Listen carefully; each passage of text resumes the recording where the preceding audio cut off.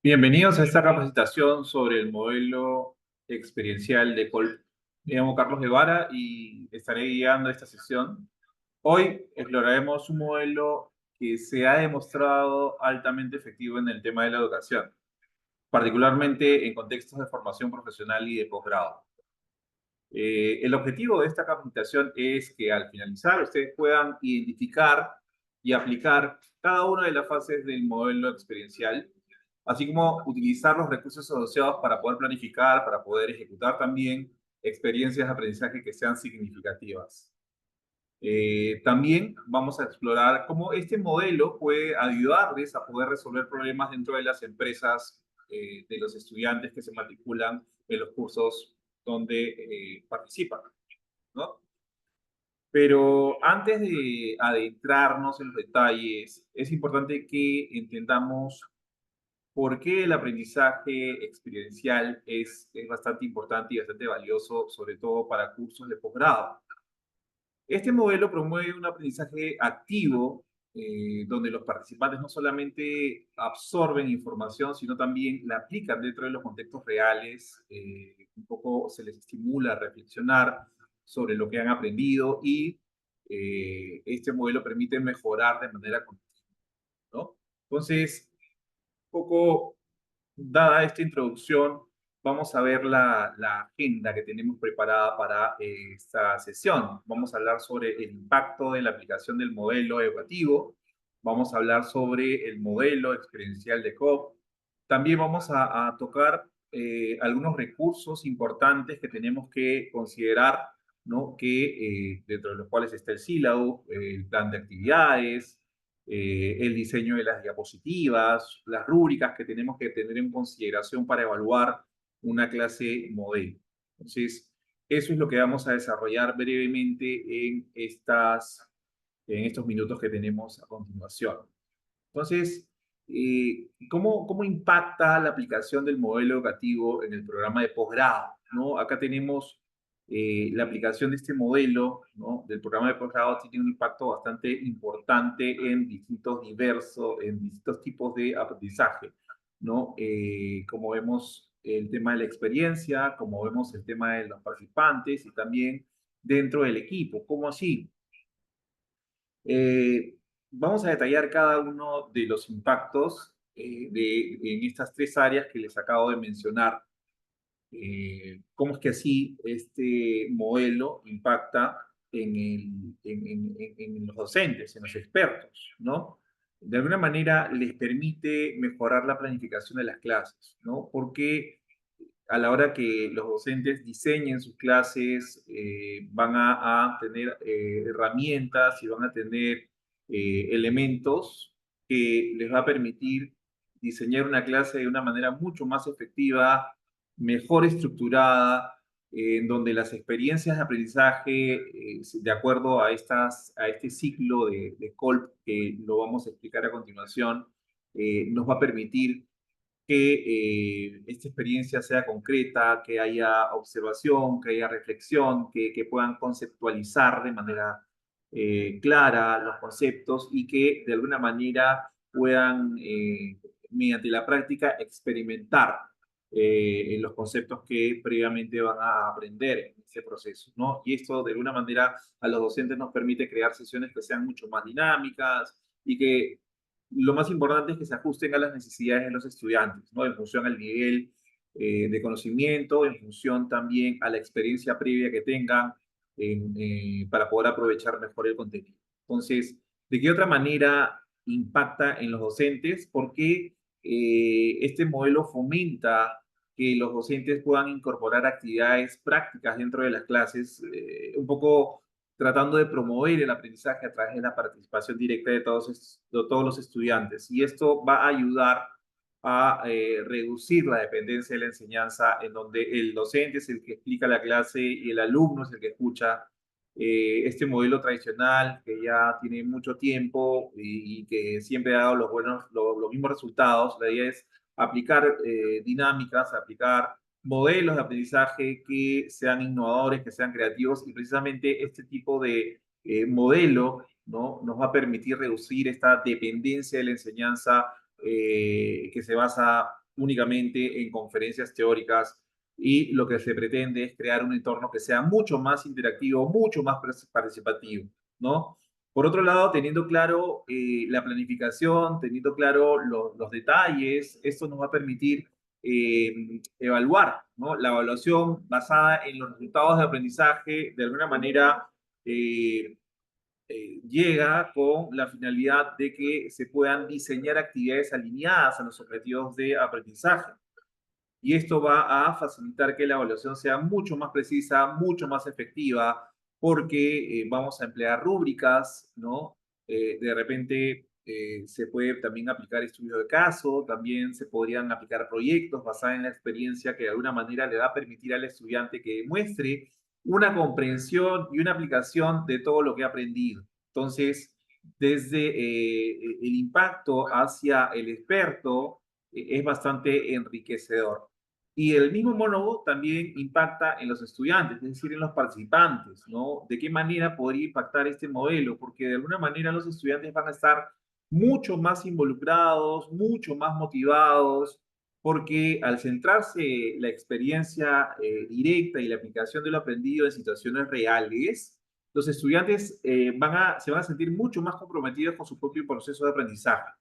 De hecho, este modelo fomenta una participación activa, lo que hace que se aumente la motivación, ¿no? Sobre todo si es que se pueden incluir dinámicas que sean competitivas, porque a los estudiantes les gusta la competencia, les gusta ser retados. Entonces, este modelo nos permite desarrollar este interés en el curso en los estudiantes.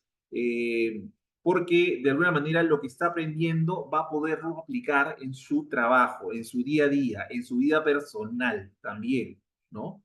Y por otro lado, impacta en los estudiantes porque este modelo impulsa que los estudiantes puedan reflexionar críticamente sobre lo que han hecho y cómo lo van a aplicar, ¿no? Y esto de alguna manera contribuye a que el aprendizaje sea mucho más profundo, donde los estudiantes no solamente memorizan los conceptos, sino que van a poder interiorizar, van a poder aplicar este aprendizaje en sus contextos laborales o de pronto en resolución de problemas mucho más complejos que se le presenten en su día a día, ¿no? Por otro lado, también a los estudiantes les va a favorecer porque promueven el pensamiento crítico y la experimentación activa, es decir, con las clases que se desarrollen y que se planifiquen y se preparen, ¿no? Van a haber dinámicas en donde los hagamos pensar, donde los retemos, en donde puedan ellos desarrollar habilidades mucho más sólidas para poder resolver problemas. Y esto es importante, sobre todo en programas de posgrado, ¿no? Donde el perfil del alumno es diferente al de pregrado, ¿no? El perfil del alumno de pregrado, de alguna manera se le forma, se le da las primeras bases de conocimiento, pero sin embargo, en posgrado, ¿no? Se parte del principio que ya tienen experiencia, que ya tienen conocimientos previos. Entonces, ahí es donde se les reta a los estudiantes para que se enfrenten en situaciones que sean profesionalmente desafiantes y que de alguna manera los estimule a poder desarrollar y proponer soluciones que sean creativas y que sean innovadoras, ¿no? Y en tercer punto, en tercer lugar, ¿cómo es que esto impacta, este modelo experiencial impacta dentro del el equipo en posgrado, ¿no? De alguna manera, esta información que nosotros construyamos, este aprendizaje que nosotros construyamos en el alumno, tendría que estar alineado con las demandas del mercado laboral, ¿no? Y en ese sentido, la aplicación del modelo experiencial nos permite que los programas de posgrado estén más alineados con las demandas actuales del mercado laboral y que los estudiantes puedan adquirir competencias que sean prácticas y que puedan ser aplicados en sus trabajos, en su día a día, ¿no? Porque esto de alguna manera va a aumentar el valor percibido del programa y también va a mejorar la empleabilidad de todos los egresados de posgrado, de los cursos que se dicten en posgrado. ¿De qué otra manera impacta en el equipo, no? Porque fomenta un aprendizaje que es transversal, un aprendizaje holístico y flexible que se puede adaptar dentro de distintos escenarios, ¿no? porque esto abarca experiencias prácticas, abarca reflexiones y abarca, implica aplicaciones continuas, ¿no? Y esto hace precisamente que el programa sea mucho más flexible, mucho más adaptable a diferentes áreas profesionales, a diferentes contextos, un poco permitiendo que los estudiantes de diversos campos puedan aprovechar este modelo, ¿no? Por otro lado, favorece el equipo de posgrado porque nos va a permitir establecer un control de calidad y una retroalimentación continua, ¿no? La evaluación basada en rúbricas, por ejemplo, esta retroalimentación constante y la evaluación basada en competencias va a asegurar que el programa esté en constante mejora, ¿no? Además que los estudiantes pueden recibir retroalimentación que sea útil, que sea oportuna sobre su desempeño, lo cual mejora mucho su proceso de aprendizaje. Entonces, en resumen, un poco la aplicación de este modelo experiencial en los programas de posgrado implica de manera muy significativa, muy importante, que se mejore la calidad del aprendizaje, que los estudiantes estén mucho más motivados y que la docencia o la enseñanza del que está conduciendo la clase sea mucho más efectiva, ¿no? Porque se centra en el aprendizaje práctico, en el aprendizaje reflexivo. De esta manera, los egresados de todos los programas de posgrado están mejor preparados para poder enfrentar los desafíos del mundo laboral y a su vez también esto va a mejorar la reputación y la competitividad del mismo programa de posgrado, ¿no? Entonces, vamos a continuación a explicar en qué consiste este modelo experiencial, ¿no? De hecho, el aprendizaje no solamente ocurre cuando leemos o cuando escuchamos información, sino principalmente cuando hacemos las cosas, cuando ponemos en práctica este conocimiento, como cuando ponemos el conocimiento en acción. Entonces, este modelo parte de la premisa que aprendemos de manera mucho más efectiva cuando participamos activamente, cuando reflexionamos sobre lo que hacemos o lo que hemos hecho y lo aplicamos en situaciones nuevas, ¿no? Entonces, a continuación voy a explicarles cómo está constituido este modelo o esta metodología experiencial en esos cuatro aspectos que son importantes considerar, ¿no? Este modelo de la metodología experiencial es una forma de poder enseñar qué parte, digamos, de todo este proceso, digamos, de este proceso de aprendizaje se puede mejorar, ¿no? Y esto lo hacemos a través de experiencias directas.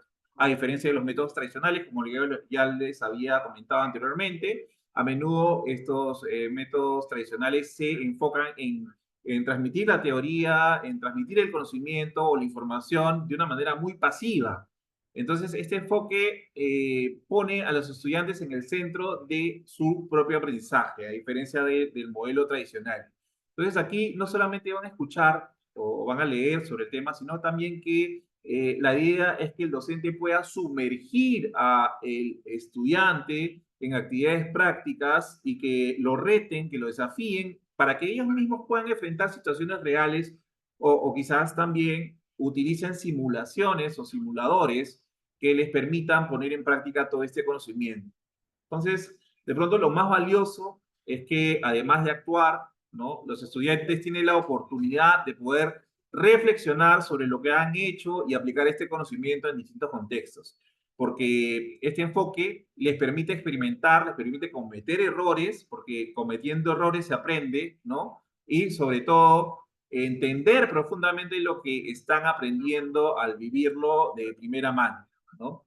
Este modelo, como vemos acá, se basa en cuatro fases que forman un ciclo de aprendizaje continuo, ¿no? Tenemos, en primer lugar, la experiencia concreta, ¿no? Como vemos acá, emocionar. Esta fase es importante porque aquí los estudiantes van a participar activamente en una experiencia real, ¿no? Ya sea real o ya sea simulada, y aquí la clave es que los alumnos puedan interactuar con el entorno o con el tema también, lo que les permite tener una experiencia mucho más directa y mucho más auténtica de la sesión, ¿no?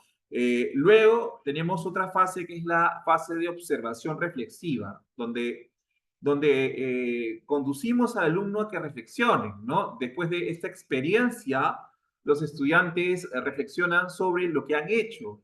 Y esta fase implica un poco observar los resultados de sus acciones y conectar con lo que ocurrió de sus experiencias previas o de pronto teorías que ya son conocidas. Y acá nos enfocamos en poder comprender qué funcionó y qué no y por qué, ¿no? Estos cuestionamientos, este diálogo socrático con muchas veces con preguntas o cuestionamientos que nos hacen reflexionar, ayudan y estimulan el aprendizaje, ¿no? Por otro lado, tenemos la tercera fase de este modelo, que es la conceptualización abstracta, ¿no? El hecho de conceptualizar. En esta etapa, los estudiantes lo que tratan de hacer, o lo que tratamos de hacer con ellos precisamente es eh, sociabilizar lo aprendido, ¿no? Y esto, de alguna manera, se ve realizado cuando transforman los conceptos o las teorías o las aplican en situaciones, ¿no? Y aquí lo que se busca es que los estudiantes puedan comprender cómo aplicar lo aprendido en los diversos contextos. Eh, Se estimula que los estudiantes puedan conectar la experiencia práctica con los conocimientos teóricos, en esta parte de conceptualización abstracta, de conceptualizar, ¿no? Y la tercera fase de este modelo es la experimentación activa o experimentar propiamente, ¿no? Finalmente, aquí los estudiantes aplican lo aprendido en nuevas situaciones o nuevos contextos, lo que de alguna manera va a hacer que se complete este ciclo y les permita perfeccionar sus habilidades. En esta fase, los estudiantes van a consolidar el aprendizaje, ya que van a probar nuevas formas de implementación de estos conceptos y sobre todo aprender de los resultados, ¿no? Entonces, esas son las cuatro fases de este modelo que son importantes para que el estudiante pueda aprender de una manera mucho más interactiva, mucho más dinámica y mucho más experimental, ¿no? Como su mismo nombre lo dice. Entonces, ¿cuáles serían las principales características de este modelo experiencial? ¿No? En primer lugar, este modelo se centra en el estudiante, porque el aprendizaje es autodirigido y es activo. Entonces, con los estudiantes participando activamente en todo este proceso de aprendizaje, vamos a notar que van a interiorizar todos los conceptos, toda la teoría, de una manera mucho más fácil que simplemente explicar la clase con un modelo muy tradicional como a veces algunos de nosotros hayamos experimentado eso, ¿no? Por otro lado, el aprendizaje es mucho más práctico porque se enfoca en la aplicación directa de todos los conceptos que han aprendido. Entonces, los estudiantes no solamente van a recibir la información, sino que también van a usar esa información en distintos contextos, sobre todo de su trabajo, de su día a día, ¿no? Y esto va a estimular la reflexión, van a hacer reflexionar, porque van a aplicar este conocimiento en base a su experiencia para poder entender mejor estos conceptos y para poder también dentro de su entorno identificar, dentro de su entorno laboral, identificar qué áreas de mejora y qué áreas de desarrollo en qué áreas de desarrollo las pueden aplicar, ¿no? Sobre todo desarrollar nuevas estrategias que le permitan al estudiante mejorar su conocimiento, mejorar sus competencias, mejorar la aplicatividad de toda esta enseñanza que el estudiante ha recibido, ¿no? Entonces también es importante porque esto no se basa solamente en las cuatro fases, sino que dentro de esas cuatro fases hay como una especie de ciclo continuo, es un aprendizaje cíclico y no es lineal, lo que significa que los estudiantes van a estar continuamente experimentando, reflexionando, conceptualizando y experimentando, ¿no? O sea, es un ciclo, no es lineal, es una interacción dinámica que, en resumen, este modelo, esta metodología experiencial no solamente enseña los conocimientos teóricos, sino también que facilita el desarrollo y la estimulación de las habilidades prácticas y sobre todo reflexivas de los estudiantes que van a contribuir con el aprendizaje mucho más profundo y la aplicación efectiva dentro de su contexto, dentro de su mundo real, ¿no? Entonces, eh, a veces yo siempre utilizo esto de reflexión, ¿no? La experiencia de aprender es como aprender a montar bicicleta, ¿no? De hecho, es una metáfora que encaja perfectamente dentro de esta dinámica del modelo experiencial de Clough, porque ilustra cómo el aprendizaje real y profundo ocurre a través de esta acción directa, ¿no? Porque se aplica la reflexión, porque se aplica la aplicación de lo aprendido. Entonces, vamos a desglosar, vamos a ver cómo es que este modelo, esta metáfora que yo pongo, el de la bicicleta, se aplica en esta dinámica de los cuatro conceptos del modelo experiencial, ¿no? Vemos que el primer punto, como les había mencionado, es la experiencia concreta, es decir, actuar, ¿no? Entonces, cuando nosotros aprendemos a montar bicicleta, lo primero que hacemos es subirnos a la bicicleta, ¿cierto? Y lo que hacemos es tratar de pedalear. Evidentemente, por primera vez no vamos a mantener el equilibrio. Entonces, ¿qué pasa? Nos caemos, y si nos caemos, nos levantamos, y si nos levantamos, pues igual volvemos a intentarlo nuevamente, y al final nos volvemos a caer, ¿no? Entonces, de hecho, esta es una fase que tiene mucha experiencia concreta, en la que estamos directamente involucrados en una actividad, enfrentando un desafío para poder aprender a mantener el equilibrio, de repente a controlar la dirección, de repente a controlar los movimientos, ¿no? Entonces, esa es la primera analogía. Experiencia concreta, actuar. El primer contacto que yo tengo con la bicicleta. Luego la segunda fase dijimos que era la observación reflexiva o el observar y el reflexionar. Entonces, después de cada intento de haber montado la bicicleta, lo que hacemos es una pausa mental para poder reflexionar sobre lo que pasó, por qué me caí, qué es lo que hice mal, ¿no? Entonces ahí comenzamos a observar lo que está ocurriendo y empezamos a reflexionar sobre cómo podemos mejorar la próxima vez.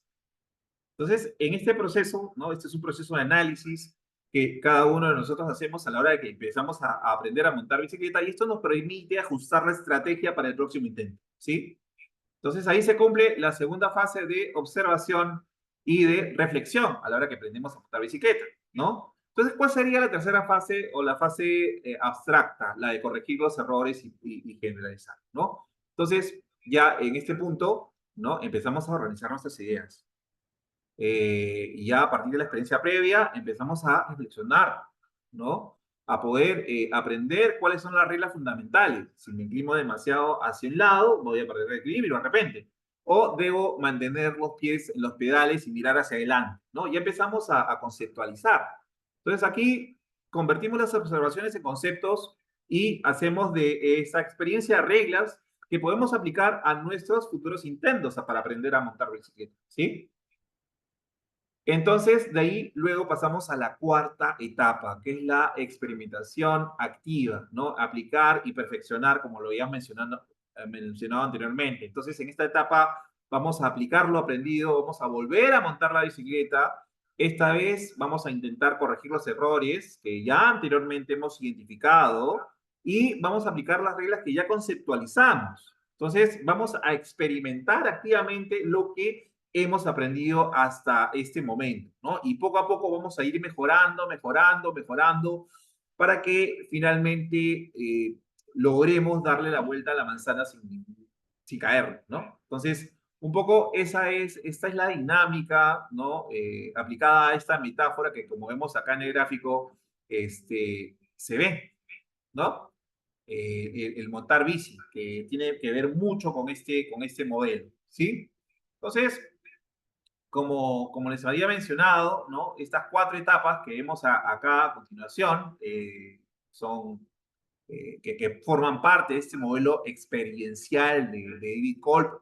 Se basa en este ciclo de aprendizaje continuo, experiencia concreta, donde el alumno se involucra directamente con la situación real o también puede ser simulada. La observación reflexiva, después de cada experiencia, podemos reflexionar sobre lo que ocurrió, lo que funcionó y lo que no.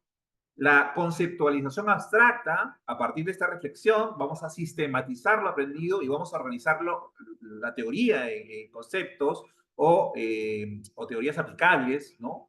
Y la cuarta etapa que vendría a ser la experimentación activa, ¿no? Aquí finalmente lo que vamos a hacer es aplicar estos conceptos a nuevas situaciones para poder perfeccionar, para poder ampliar nuestro aprendizaje, ¿sí?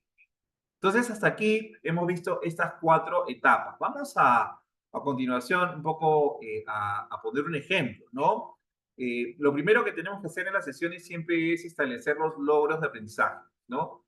Entonces, al finalizar esta capacitación, ¿no? Uno de los logros claves que buscamos es poder alcanzar que cada participante no solamente comprenda la fase del modelo experiencial, sino que también pueda ser capaz de poder identificar, de poder aplicarlas de una manera mucho más efectiva y poder utilizar los recursos asociados para poder resolver problemas reales dentro de sus organizaciones, ¿sí?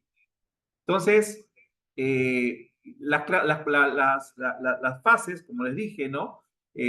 Son cuatro. Y el primer objetivo es que los que estén escuchando esta grabación, este video, puedan ser capaces de identificar claramente estas cuatro fases del modelo experiencial, que es la experiencia concreta, vivir o recrear una situación real, la observación reflexiva, que como dijimos es reflexionar sobre lo sucedido y analizarlo críticamente, la conceptualización abstracta, que dijimos que se enfoca en organizar la experiencia en conceptos teóricos y aplicables, y la experimentación activa, ¿no? Que es probar esas teorías en nuevos contextos. Entonces, a lo largo de esta capacitación, cada uno de los participantes va a reconocer, ¿no? Cómo es que cada una de estas cuatro fases no solamente se interrelacionan, sino también cómo pueden aplicarse en diferentes entornos de aprendizajes personales o también laborales, ¿no? Entonces, el siguiente paso es que los estudiantes puedan aplicar estas fases en sus propios contextos empresariales. Y no se trata solo de conocer la teoría detrás del modelo, sino de aprender a utilizarlo en situaciones reales. Entonces, a través de actividades prácticas, como simulaciones, como ejercicios, los participantes de este taller o de esta sesión, van a poder desarrollar la capacidad de trasladar lo aprendido a su trabajo diario, con el objetivo de que puedan resolver problemas de una manera mucho más efectiva, ¿no? Entonces, esto de alguna manera significa que van a aprender con H intermedia, ¿no? Desde la experiencia directa, dentro de un contexto parecido a su trabajo, y esto de alguna manera los va a estimular para poder efectuar una reflexión crítica con sus equipos, les va a permitir conceptualizar lo aprendido para futuras decisiones y finalmente experimentar con nuevas soluciones, ¿sí? Entonces, a lo largo del curso, también nos vamos a asegurar de que los participantes puedan dominar los recursos asociados a este modelo experiencial, y esto también incluye rúbricas de evaluación, planes de actividades, metodologías de análisis de casos y otros materiales que se van a sumar para poder estructurar, para poder guiar la experiencia de aprendizaje de los equipos de una manera mucho más efectiva, ¿no? Finalmente, uno de los logros más importantes de esta capacitación es que los participantes puedan resolver problemas reales de sus empresas utilizando este modelo experiencial. Entonces, las organizaciones y los estudiantes que confían en UTEC Posgrado para sus capacitaciones esperan que le podamos aportar a que solucionen los problemas de trabajo. Entonces, eso se va a lograr aplicando lo aprendido en el análisis, en la resolución de los problemas, en que los participantes pueden traer sus casos de las empresas a las clases, ¿no? Y a partir de ahí poder reflexionar sobre los problemas y conceptualizar soluciones basadas en la experiencia y luego experimentar con estas soluciones, ¿no? Y acá recién los participantes van a estar listos para poder implementar mejoras inmediatas dentro de sus organizaciones, ¿sí? Entonces, vamos con la primera fase, que es la fase de emocionar, ¿no? La fase de emocionar. A continuación, vamos a ver un ejemplo que ahorita les estoy compartiendo, ¿no? Vamos a vivir las experiencias previas, en este caso, vamos a recrear una situación real, ¿no? Y acá dice, imagina que trabajas en uno de los bancos y tu gerente de la zona ha pedido que lleves un curso de capacitación en la escuela de posgrado. Porque en los últimos meses ha habido fraudes por problemas de ciberseguridad, ¿no? Y entonces, ¿qué pasa aquí? Este ejemplo tiene mucho que ver con la fase emocional. ¿Por qué? Porque de alguna manera va a capturar la atención del participante desde una situación real y relevante para él o para ella, ¿no? Vamos a ir desglosando cómo es que esta etapa o esta fase de emocionar se ve reflejado en esta dinámica, ¿no? En primer lugar, al nosotros pedirle al participante que imagine que trabaje en un banco y que su gerente ha solicitado una capacitación debido a problemas recientes de fraude en seguridad, ¿no? Lo que vamos a hacer es conectar directamente con un escenario que fácilmente podría ser parte de su vida laboral, ¿no? Y esto va a crear una sensación de importancia, ¿no? Yo tengo que aprender eso porque eso está afectando mi trabajo, ¿no? Y de alguna manera esto va a motivar al participante a que se involucre para poder ver cómo el problema lo afecta a él y a su empresa, ¿no? Por eso tiene una relevancia personal. Por otro lado, los problemas de fraude y seguridad cibernética son temas que impactan en todas las organizaciones, normalmente, hoy por hoy, ¿no? O sea, vienen de un mundo de avance tecnológico en donde, digamos, hay mucho fraude y mucha vulnerabilidad de la seguridad cibernética. Entonces, al incluir esta situación, lo que va a hacer el docente es generar en el estudiante un sentido de urgencia, ¿no? Porque la seguridad cibernética es un tema bastante crítico y si no se gestiona adecuadamente, de alguna manera puede llevar a consecuencias graves para el banco y también para sus empleados, ¿no? Entonces hay una creación de sentido de urgencia con esta dinámica, ¿no? Pero no solamente eso, sino también es importante que involucremos emocionalmente a el participante, ¿no? Entonces, porque este ejemplo que les he dado no es un ejemplo solamente práctico, sino también que de alguna manera le resuena al participante de manera emocional, porque la idea es que alguien que trabaja en una empresa y que enfrenta situaciones de fraude, de alguna manera genera una preocupación, ¿no? Entonces, el participante se pone en el lugar de alguien que de repente podría estar enfrentando una crisis en su trabajo y eso despierta el interés, no solamente del participante, sino también de todo el equipo que está involucrado dentro de esta situación, ¿no? Y eso también estimula mucho la curiosidad y mucho el deseo de poder aprender para poder resolver este problema, ¿no? Entonces, de esa manera, un poco lo que queremos hacer es enganchar a este participante a que pueda relacionar el contenido del curso con un problema real, con un problema actual, donde se activa esta fase de emocionar, ¿no? Porque ahí es donde el participante se siente involucrado, donde ahí encuentra la necesidad de buscar una solución. No solamente es un tema teórico, ¿no? Es de alguna manera algo que está ocurriendo en su entorno laboral. Entonces esto lo va a motivar a aprender, lo va a motivar a prestar atención desde un inicio, porque siente que lo que va a aprender tiene un impacto directo en su trabajo y en la resolución de un problema urgente, ¿no? Entonces, esta etapa de emocional es importante y es la primera etapa que tenemos que tener a la hora que nosotros desarrollamos una clase, ¿no? El poder emocionar, el poder hacer que el contenido del curso con una situación real y relevante genere un sentido de urgencia y que apele a un involucramiento emocional de parte del participante. Entonces, lo que va a hacer es que esto va a comprometer al alumno para poder aperturar su atención al aprendizaje y de alguna manera pues va a abordar temas que para él es importante, para él es esencial para que se pueda desarrollar profesionalmente, ¿no? Entonces, en esta fase, importante tener en cuenta todos estos detalles que acabo de mencionar, ¿no? Por otro lado, es importante también, como dice acá en la presentación, ¿no? Este, para que un curso de seguridad cibernética, que es este ejemplo, ¿no? Sea verdaderamente eficaz, el experto o el docente debe conocer cuál es la experiencia previa de los participantes, ¿no? Saber cuáles son los desafíos que le voy a aplicar al estudiante, cuáles son las herramientas que van a aplicar, cuáles son sus expectativas, ¿no? Entonces, este conocimiento le va a permitir adaptar el contenido de manera mucho más relevante, mucho más práctica y un poco orientado a poder resolver los problemas reales del contexto profesional de cada uno de los participantes del curso, ¿no? Por eso es importante conocer el contexto, conocer la relevancia del tema y la importancia del tema para el estudiante, ¿no? Conocer esa experiencia del participante es fundamental, ¿sí? Luego tenemos el siguiente punto que es emocionar, ¿no? Emocionar, ¿no? Que consiste en generar estrategias para que los participantes se interesen y despierten su curiosidad por el tema en función a su experiencia en la organización, ¿no? Entonces acá hay algunas preguntas que nos hemos planteado, como por ejemplo, ¿cómo puedo generar interés por el tema, ¿no? Y acá lo que podemos hacer es relacionar el tema con situaciones actuales que sean relevantes para los participantes, por ejemplo, ¿no?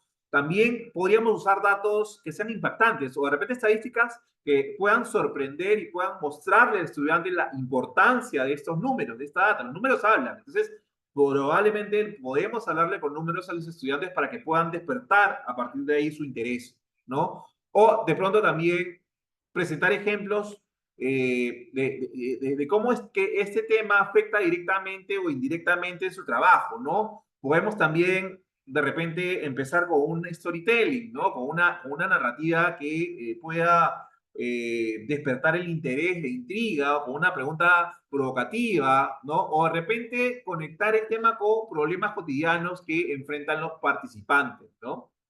La otra pregunta que planteamos es, ¿qué experiencia vivencial me puede ayudar a demostrar sobre este contenido? ¿No? Y acá es importante utilizar experiencias comunes, ¿no? Las más sencillas, las que de alguna manera el participante haya enfrentado, como por ejemplo, manejo de proyectos bajo presión, ¿no? ¿Quién no ha estado en situaciones bajo presión? Entonces hay que aplicarle estos proyectos bajo esa situación o de repente tomar decisiones de manera estratégica, o de repente resolución de conflictos en equipos, ¿no? La idea es involucrar ejemplos de situaciones cotidianas en su trabajo, ¿no? Para que el alumno pueda aplicar el concepto dentro de su experiencia, ¿no? O es más, le podemos pedir a los mismos participantes que puedan compartir sus experiencias pasadas y cómo es que esta experiencia la pueden relacionar con el contenido, con la teoría que nosotros le hemos dado. De esta manera van a poder conectar las experiencias previas con el tema y esto va a poder facilitar su comprensión, evidentemente, ¿no? La otra pregunta que podemos ver acá es, ¿cómo logro que los participantes se enganchen con el tema, ¿no? Y acá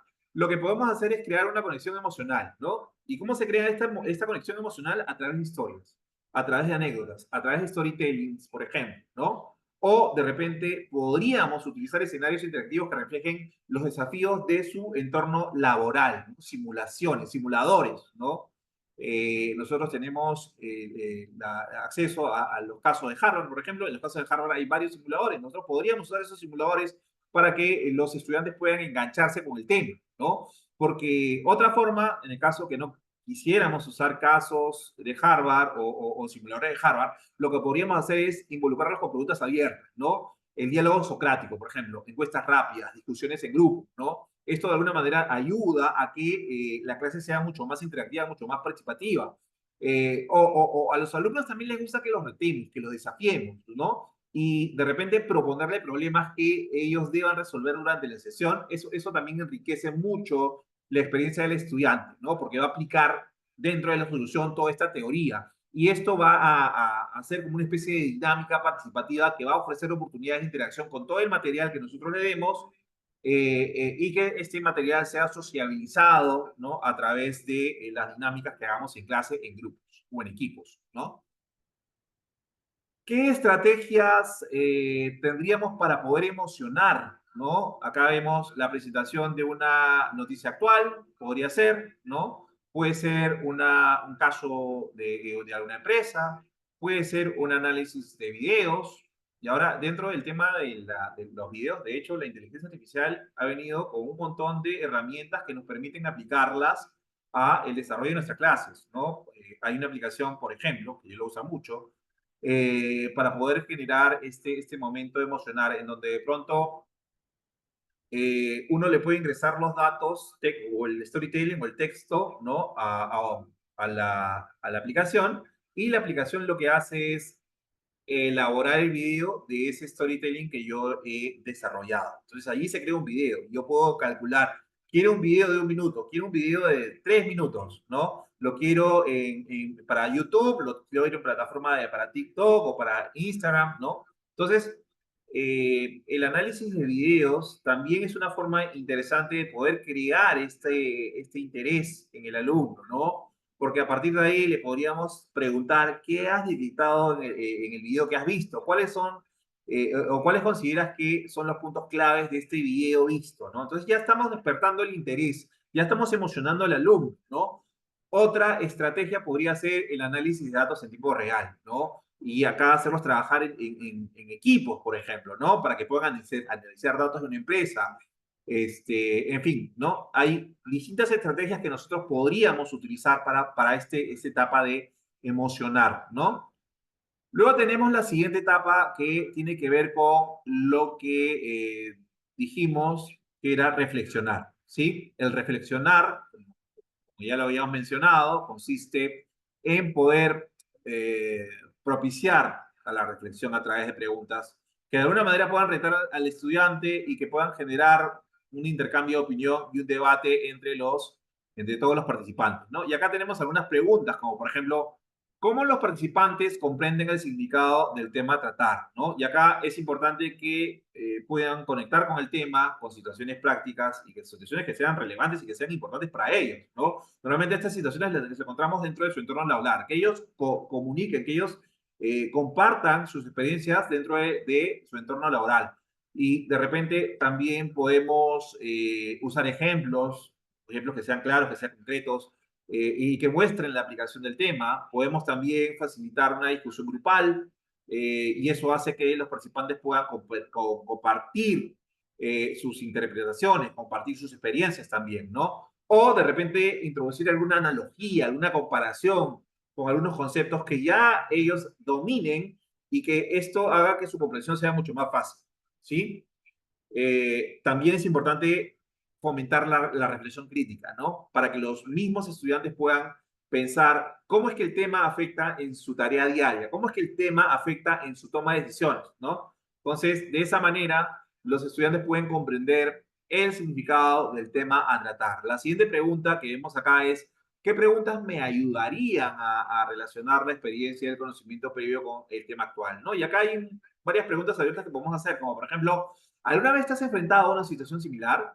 ¿Cómo lo resolviste? ¿No? O qué parte de tu experiencia previa se relaciona con este concepto? ¿No? Otra pregunta podría ser, ¿en qué situaciones has visto aplicarse este principio o esta teoría? ¿No? También podríamos plantear una pregunta como que, ¿cómo podrías utilizar lo que ya sabes para poder abordar este desafío, por ejemplo? ¿No? O qué similitudes encuentras entre lo que ya conoces y lo que estamos viendo hoy, ¿no? Que es otra forma de plantear mediante preguntas abiertas cuestionamientos que los inviten a reflexionar. Precisamente dentro de las estrategias de reflexión, ¿no?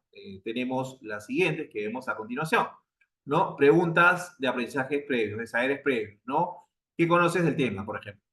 O plantear preguntas hipotéticas, ¿no? ¿Qué es lo primero que harías cuando, ¿no? O preguntas de experiencias previas. ¿Cuáles son los mayores desafíos que enfrentan en tu organización, por ejemplo, ¿no? O análisis de experiencias de otras personas o de otras empresas, ¿no? ¿Qué propósito tiene o cuáles consideras que son las ventajas, ¿no? Entonces, es importante el poder plantear estas estrategias para poder tener una experiencia de aprendizaje mucho más completa, mucho más, digamos, llevado a la reflexión. El siguiente punto que habíamos visto, ¿no? Es el de conceptualizar, ¿no? Conceptualizar. ¿Y en qué consiste? Conceptualizar, como vemos acá, ¿no? Consiste en sistematizar las ideas que han surgido en la reflexión y que garantizan el aprendizaje de los datos, hechos y conceptos que corresponden al tema abordado, ¿no? Igual, cómo el docente debe desarrollar esta fase, ¿no? Acá lo que nos planteamos es qué necesitamos conocer de los participantes sobre el tema. Necesitamos conocer cuáles son los conceptos clave, ¿no? Que fundamentan el tema y que son esenciales para que el alumno pueda entenderlo. Necesitamos saber cómo es que aplica de manera práctica en su área de trabajo, en su vida cotidiana, estos temas que nosotros vamos a desarrollar. Necesitamos saber también cuáles son las principales teorías, cuáles son los principales modelos que respaldan el contenido que nosotros le vamos a dar a los alumnos, ¿no? Necesitamos también conocer el impacto del tema, ¿no? Dentro de su desempeño profesional o en la resolución de los problemas de los mismos estudiantes. Y importante también, ¿no? Quizás uno de los elementos más importantes de todo esto es cuál es el objetivo del aprendizaje. ¿Qué es lo que yo quiero que el alumno alcance al final de la lección, ¿no? La siguiente pregunta es, ¿qué recursos son los adecuados para poder brindar la información? Bueno, como es evidente para todos, las presentaciones de PPT, los videos, las infografías, que de alguna manera resuman todos los puntos clave, son importantes. Y también hay material complementario, ¿no? Las lecturas, por ejemplo, los artículos que de alguna manera van a invitar a que el alumno, luego de la clase, pueda tener un tiempo para poder interactuar con el conocimiento.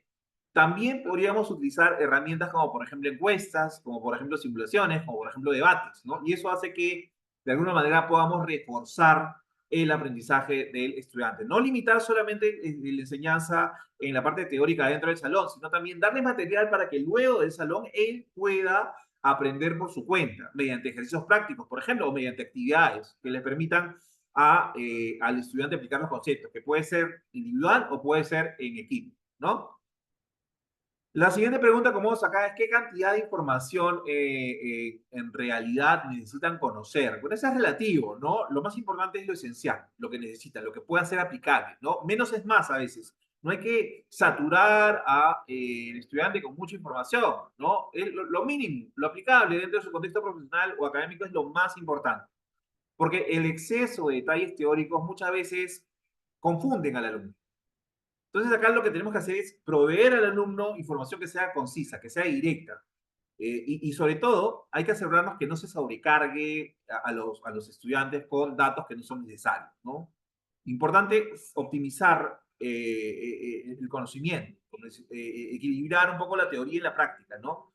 Hay que también priorizar el conocimiento para que puedan utilizarlo día a día, ¿no? Y que puedan ponerlo en la práctica, también es importante. Siempre es importante equilibrar la teoría y la práctica, ¿no? Y siempre tratar de mantener una estructura que sea clara, una estructura que sea enfocada hacia los objetivos del aprendizaje.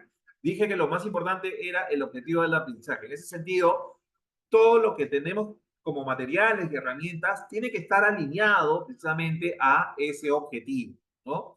¿Qué ejemplos prácticos facilitan la comprensión de la teoría, ¿no? Por ejemplo, podemos aplicar estudios de casos reales, donde se demuestre cómo se aplicó la teoría en situaciones dentro de un contexto laboral, ¿no? Podemos utilizar simuladores o también escenarios ficticios que de alguna manera nos permitan o le permitan a los participantes poder aplicar esos conocimientos dentro de un entorno que sea controlado, ¿no? De repente podemos aplicar experiencias previas donde los estudiantes o los participantes puedan relacionar este tema para poder hacer conexiones directas, ¿no? Con la teoría, con los ejemplos, ¿no? O también podemos analizar problemas concretos, donde los participantes puedan enfrentar los retos dentro de su propio contexto laboral, ¿no? ¿Cómo resuelve mediante la teoría aprendida una situación problemática dentro de su contexto laboral, ¿no? ¿Qué ejemplos facilitan la comprensión de la teoría? También podríamos poner o plantear analogías o metáforas, como el ejemplo que les puse de la bicicleta, ¿cierto? Esos ejemplos, de alguna manera, comparados, pueden ayudarnos a poder aprender mejor la teoría, ¿no? ¿Cuáles son las estrategias que tenemos para poder conceptualizar todo esto que les acabo de mencionar, ¿no?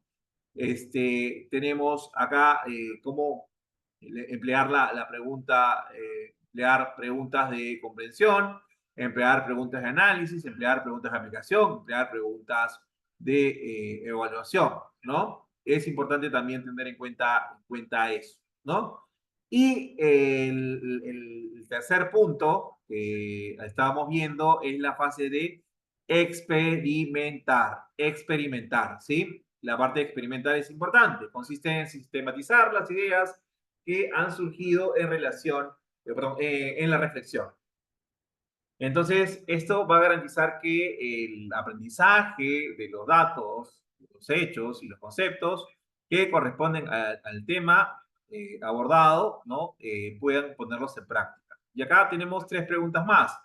¿Cómo aplicarán lo aprendido, no? De hecho, a través de proyectos prácticos, por ejemplo, ¿no? Donde puedan reflejar situaciones reales dentro de su entorno laboral o mediante resolución de problemas concretos que de alguna manera nos permita realizar o poner en práctica el contenido del curso, ¿no? O de repente utilizando simulaciones, ¿no? En distintos escenarios dentro del mundo real que ellos puedan poner en práctica todos estos conceptos que previamente han aprendido. O estimularnos a que reflexionen de manera crítica o desarrollando propuestas o soluciones que sean innovadoras para los problemas de su contexto laboral, ¿no?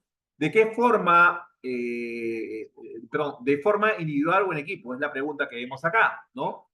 Entonces, hay dos formas, ¿no? Que es evidente, una individual y otra en equipo. La forma individual lo que hace es fomentar la autonomía y el autoconocimiento, y esto va a permitir que cada estudiante pueda reflexionar sobre su propio aprendizaje, ver cuáles son sus debilidades, ¿no? Cuáles son sus fortalezas. Y esto se hace a través de ejercicios reflexivos, de repente análisis de casos, de repente ensayos o trabajos, donde los participantes también puedan demostrar la comprensión personal de su tema, ¿no? Y también esto, digamos, se puede aplicar mediante autoevaluaciones que permitan identificar cuáles son estas áreas de mejora dentro de su proceso de aprendizaje, ¿no? Esto de forma individual, ¿no? ¿Cómo se aplicaría en equipo? Para poder desarrollar estas habilidades colaborativas es importante que se junten entre compañeros con el fin de que fomenten el aprendizaje, ¿no? De repente podemos utilizar proyectos donde esté formado un equipo multidisciplinario, donde puedan aplicar la experiencia y esa experiencia de cada uno sea valiosa para poder resolver problemas que sean complejos. O de repente para poder compartir ideas, debatir, reflexionar en el grupo, que también funciona bastante bien, ¿no? Esta interacción en conjunto, de alguna manera, promueve el desarrollo de habilidades de liderazgo, el desarrollo de trabajo en equipo, ¿no? La siguiente pregunta es, ¿será a través de un caso? Pues sí, efectivamente, ¿no? Podemos aplicar un caso de estudio de situaciones reales o simuladas. De hecho, es una herramienta súper práctica en donde de manera estratégica, los estudiantes van a poder aplicar lo aprendido, ¿no? De repente, estos casos nos va a permitir analizar situaciones que sean mucho más complejas, le va a permitir al alumno poder identificar problemas, poder identificar soluciones basadas en el contenido del curso, ¿sí? O también puede ser, una de las ventajas que tiene la aplicación de un caso es que van a poner en práctica las teorías y los conceptos dentro de un contexto práctico, ¿no? Y que también incluso lo pueden trabajar de manera individual o de grupo, ¿no? La idea es que puedan analizar el caso, que puedan estimular la reflexión crítica como también el poder discutir en grupo, ¿no? Entonces, igual, cuando hablamos de casos, podríamos hablar de dinámicas que tienen distintos niveles de complejidad, ¿no? Y acá es importante ajustar el grado de dificultad según el avance del curso. Hay que medir también, no hay que exigir demasiado al alumno porque a veces, si no tiene los conocimientos previos, no va a poder tener el soporte suficiente, no va a tener el conocimiento suficiente para poder aprender de una manera mucho más correcta, ¿no? Y por último, tenemos el tema de los recursos, ¿no? Que les había mencionado, los recursos. Dentro de los recursos tenemos acá, vemos el sílabo, ¿no? Que este es un documento que guía el desarrollo del curso, en donde se detallan los objetivos del aprendizaje, donde se formula el contenido temático y las metodologías de enseñanza que vamos a aplicar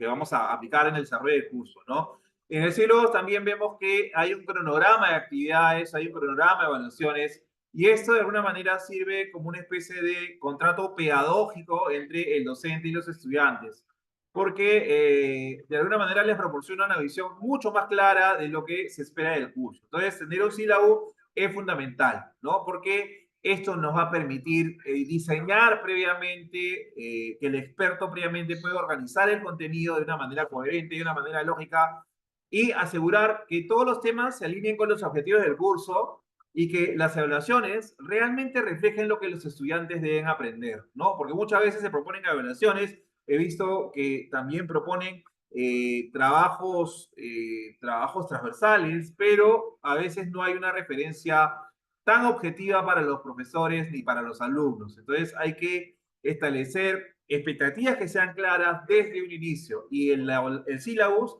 nos permite eso. Por otro lado, tenemos el plan de actividades, ¿no? Que es un desglose detallado de qué acciones, de qué tareas los estudiantes van a llevar a cabo a lo largo del curso. Y esto puede incluir dinámicas de grupos, trabajos individuales, simulaciones, proyectos, ¿no? De hecho, este plan idealmente debería especificar cuánto y cómo se va a llevar a cabo cada una de las actividades que tenemos planificadas, ¿no? Y es importante, ¿por qué es importante este recurso para el docente? Porque va a estructurar el curso de una manera mucho más efectiva, asegurando que todas las actividades prácticas se complementen con la teoría y de alguna manera faciliten el aprendizaje experiencial, ¿no? De hecho, un plan de actividades bien desarrollado garantiza que los estudiantes participen de manera activa dentro de todo este proceso de aprendizaje y que el curso tenga un buen ritmo sin sobrecargar a los participantes en determinados momentos, ¿no? Otro elemento que vemos acá es el diseño de la sesión, ¿sí? Cuando hablamos del diseño de la sesión nos referimos al plan detallado de cada clase, ¿no? Y esto incluye los objetivos específicos por sesión, la secuencia de actividades, los tiempos asignados para cada una de las actividades y los materiales o recursos que vamos a emplear para poder desarrollar la sesión.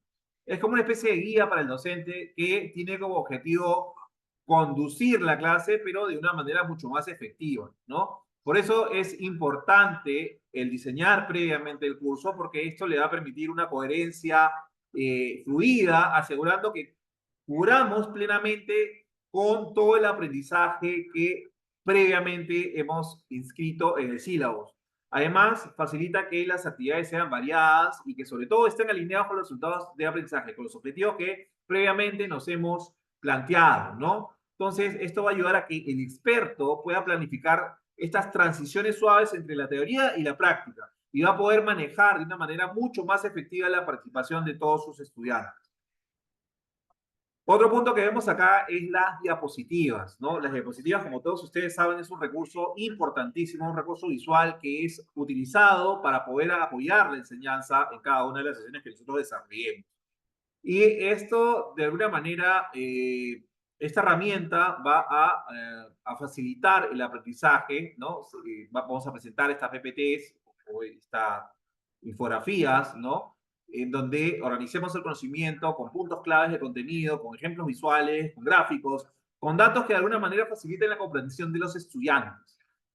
Es importante tener en cuenta que las diapositivas tienen que ser claras, tienen que ser concisas, tienen que ser atractivas, evitar mucho texto, ¿no? Mucho texto muchas veces satura, ¿no? De repente podemos tener imágenes y un texto o una frase asociada a ese texto, ¿no?